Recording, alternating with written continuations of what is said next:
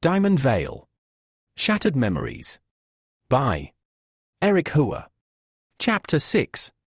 Intruder and the Polluted Wilds. Headmaster Volis looked down from where he stood and witnessed the massive chaos that was ensuing. The audience was in a state of panic and the enforcers were unable to take control of the situation. Arnov's power was uncontrollable and now the intruder that infiltrated their security a day before had returned. He slammed his fist against the wall, knowing it was time for him to take matters into his own hands. Back on the battlefield, Harshitha was trying to analyze her mysterious opponent. The only information she had were the rumors she gathered of his break-in from yesterday. She was so focused on the intruder that she was nearly struck by Arnov's attack. However, the intruder jumped in and pushed her aside.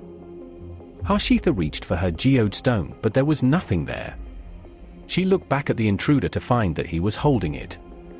Demanding her stone back, she lunged towards him, but the intruder evaded and then hit her from behind, causing her to fall unconscious. The infiltrator turned to Arnov, who was still in his berserk state. The knight swung his sword that shook the stadium, but the intruder was not fazed. He went straight for Arnov, who held his shield to block the oncoming attack. The intruder then jumped over the shield and Arnov's head. With Arnov in a defenseless position, the enemy pulled out a serum and injected it into Arnov's shoulder.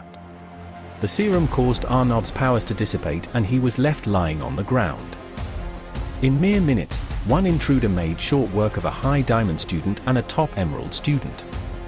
Nearly everyone was quivering in fear, not knowing the invader's intentions. He stood still, but abruptly, he fell towards the ground. He was feeling an immense amount of pressure pushing down against him.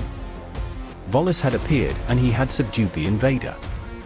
The audience all cheered as their hero had saved them. The enforcers rushed to their headmaster, awaiting his orders. He commanded for them to take the two contestants in for medical treatment and direct the audience out of the stadium. Then he turned to the remaining group of enforcers and told them to detain the intruder as he wanted to speak with him personally. Myla continued onwards until she came across a tree with strange claw marks on it.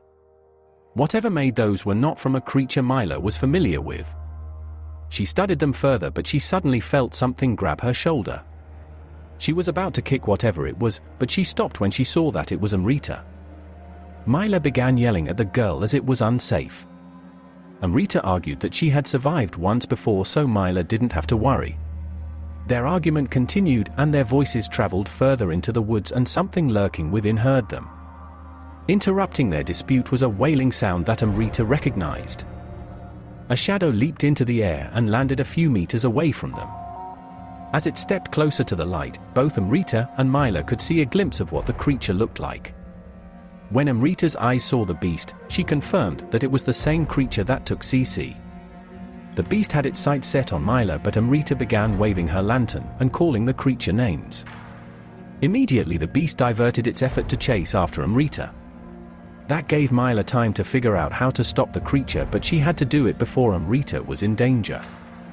Amrita was quick, but the beast stored up energy in its limbs. In seconds, it launched itself and caught up with Amrita. It reached with one arm and closed its grip, thinking it had Amrita in its grasp, but when it opened its palm, there was nothing there. With the monster confused, Myla jumped to its eye level. She spun before delivering a kick right to the beast's face. The creature shrugged off the minor sting from her attack. While Myla was still processing how tough the monster was, it swatted her to the ground. Seeing Myla in trouble, Amrita got Myla's lantern and threw it against the grass.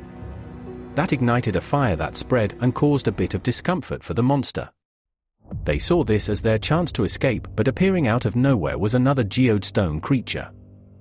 This one looked very different from the one they were battling against.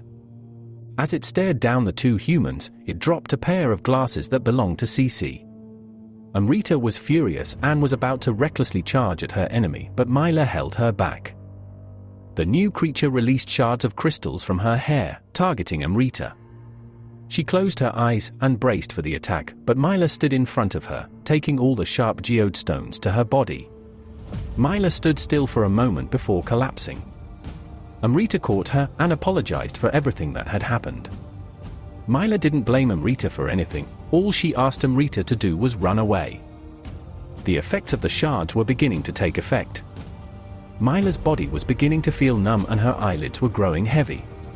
The two creatures moved towards Myla, but Amrita stood her ground. A few more shards were released that got Amrita at the side of her neck. She immediately felt the effects and was unconscious within seconds. Myla, who was still slightly conscious, could see the bigger creature grabbing a hold of Amrita. She watched as she was powerless to do anything. Before she fainted, she saw a flash of light that appeared between her and the creatures.